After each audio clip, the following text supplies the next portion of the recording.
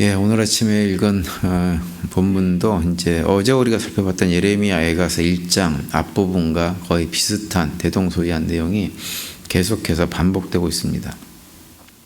그리고 이런 내용을 통해서 우리가 알 수 있는 건 뭐냐면 하나님께서 하나님의 백성들의 삶에 이렇게 개입하지 않으실 때 하나님의 백성들이라고 해도 그들의 삶에 어떤 일들이 일어날 수 있는지를 우리에게 잘 보여주고 있습니다. 한마디로 얘기하면 아름답던 삶은 황폐화되어지고 고통과 신음 가운데 떨어져 살아야 한다고 하는 거예요.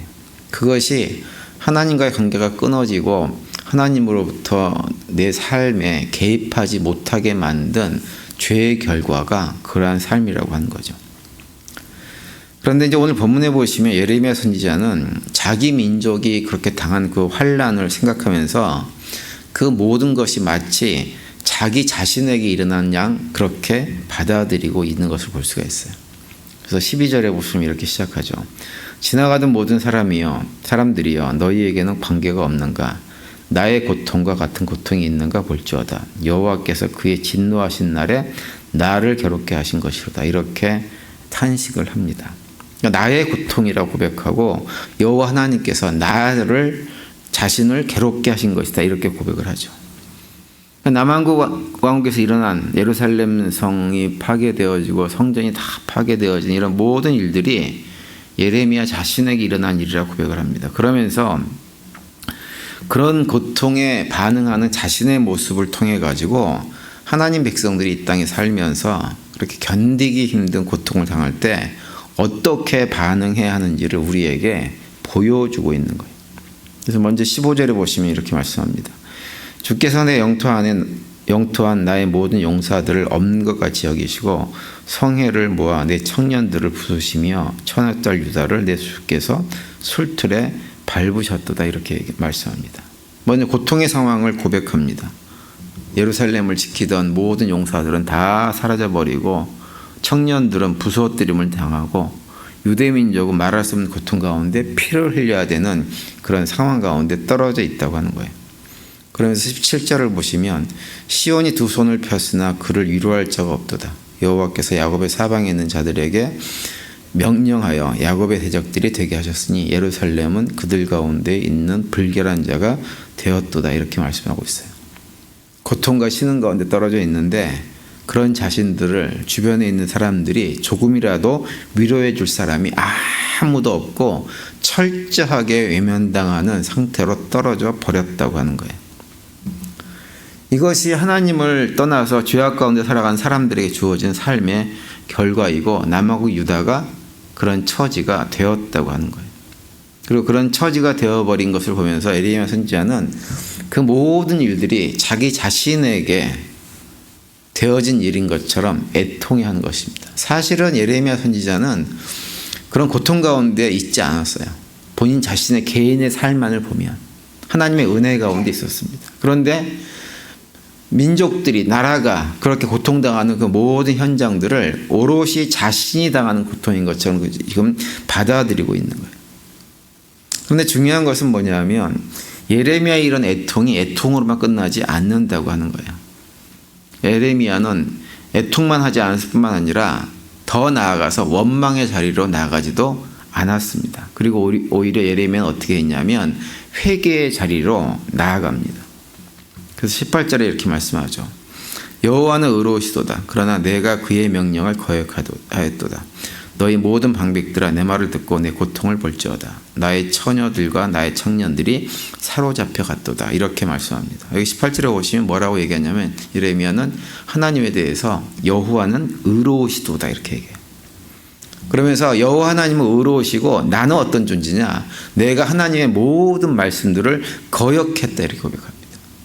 그러니까 여호와가 의롭다고 하는 고백은 하나님께서 남한국 유다에게 지금 예레미야가 마치 자신에게 닥친 일인 것처럼 고백한 그 남한국 유다의 모든 상황들, 그 당하는 고통들이 지극히 당연한 고통이라고 하는 거예요. 그러니까 남한국 유다가 행한 모든 죄악으로 인해서 그것은 하나님께서 심판을 하지 않으면 안 되는, 징계를 당연히 해야 되는 그런 상황 속에 있다고 하는 거죠. 그래서 아무리 큰 고통, 힘든 고통 가운데 떨어져 있다고 하더라도 그런 고통을 허락하신 하나님에게는 그 어떠한 책임도 물을 수가 없는 정당한 심판이다라고 지금 고백을 하고 있는 거예요. 예전에도 말씀드렸고 자주 말씀드리지만 참된 하나님 백성들과 거짓된 하나님 백성들의 차이는 어디에서 우리가 찾을 수 있냐면 고난이 나에게 닥쳐왔을 때 내가 그 고난을 어떻게 반응하는지에서 찾아볼 수가 있어요. 참된 하나님 백성들은 삶의 자리에서 힘든 고난이 찾아오면 그 고난의 원인을 항상 자기 자신으로부터 찾습니다. 비록 하나님께서 자신에게 그런 고난의 시간들을 허락하셨다고 해도 하나님을 원망하지 않아요. 하나님 백성들에게 하나님은 항상 의로우신 분이세요. 그래서 그분이 우리에게 어떤 고통을 허락하셨다고 한다면 그것은 우리 자신의 죄악의 결과이지 의로우신 하나님께서 행하신 것이 아니라고 하는 것을 알고 있습니다. 그래서 하나님을 원망하는 대신에 자기 자신을 돌아보고 회개 자리로 나가서 철저하게 회개하고 하나님께 돌아오는 삶을 살아가는 거예요. 그래서 하나님 백성들은 고난 가운데 떨어져도 결국은 회복을 경험하게 되어지는 것입니다. 그런데 거짓된 가짜 하나님 백성들은 고난이 찾아오면 그 고난의 원인을 항상 자기로부터 찾지 않습니다. 외부로부터 찾습니다. 그래서 자신들의 의로움을 붙들고 살아가요. 자신을 합리화합니다. 그리고 자신은 아무런 잘못이 없다고 확신합니다. 그러면서 그런 모든 상황들을 허락하신 하나님, 주변의 사람들을 원망하고 비난하고 악하다고 주장하고 그러면서 하나님을 떠나고 사람들과 갈등 관계 일으키는 삶을 살아가게 되어지죠. 그렇게 되어지면 결과는 무엇이냐? 고난 가운데 떨어진 다음에 회복으로서의 길이 멀어지게 되는 거예요. 우리 인간이라는 존재는 누구나 다 살아가면서 남하고 유다가 처한 상황과 같은 똑같은 상황에 떨어질 수 있습니다. 왜냐하면 우리 안에 있는 타락한 본성은 우리가 생각하는 것보다 훨씬 더 강력하기 때문에 그래요. 그래서 그 본성이 우리를 이끌어가지고 우리가 전혀 예상하지 못한 악한 결과들을 만들어낼 때가 굉장히 많이 있습니다. 그래서 우리가 살아가는 삶의 자리에서 예상하지 못한 문제들을 경험하고 그 고통을 당하는 거예요. 꼭 내가 잘못해서도 그렇지만 주변 사람들의 악한 어떤 삶의 태도나 모습 때문에 그런 일들을 경험하게 돼요. 그것은 세상에 속한 사람들이나 하나님 백성들이나 다 마찬가지예요. 그런데 그런 상황 속에서 하나님 백성들은 늘 어떤 태도를 보이냐면 나에게 주어진 좋지 않은 결과, 환경들에 대해서 외부로부터 원인을 찾지 않습니다. 누구 때문에라고 얘기하지 않습니다. 이 모든 것은 나에게 있다. 내 안에 있다. 그래서 자기 자신을 돌아보면서 회개할 것은 회개하고 하나님 앞에 나아가는 거예요. 그래서 오늘 본문 20절에 보시면 이렇게 고백하죠. 여호와여 보시옵소서 내가 환난을 당하여 나의 애를 다 태우고 나의 마음이 상하오니 나의 반역이 심히 크미니이다. 밖에서는 칼이 내 아들을 빼앗아가고 집 안에서는 죽음 같은 것이 있나이다. 이렇게 고백합니다. 밖에서는 칼이 내 아들을 빼앗아가고 내 집안에는 죽음 같은 것만 존재하는 그런 상황인데 그게 왜 일어났느냐? 나의 반역이, 하나님에 대한 나의 반역이 심히 크므로 일어난 일이라고 하는 거예요. 그러니까 모든 고난의 원인을 어디서 찾느냐? 나의 반역으로 찾는 거예요. 그래서 철저하게 회개하는 거죠. 이것이 예레미야가 망한 자신의 민족에 대해서 대신 하는 회개의 고백인 것입니다. 우리가 흔히 하는 말로 그런 말이 있죠. 세상에는 핑계 없는 무덤이 없다 이렇게 얘기를 합니다.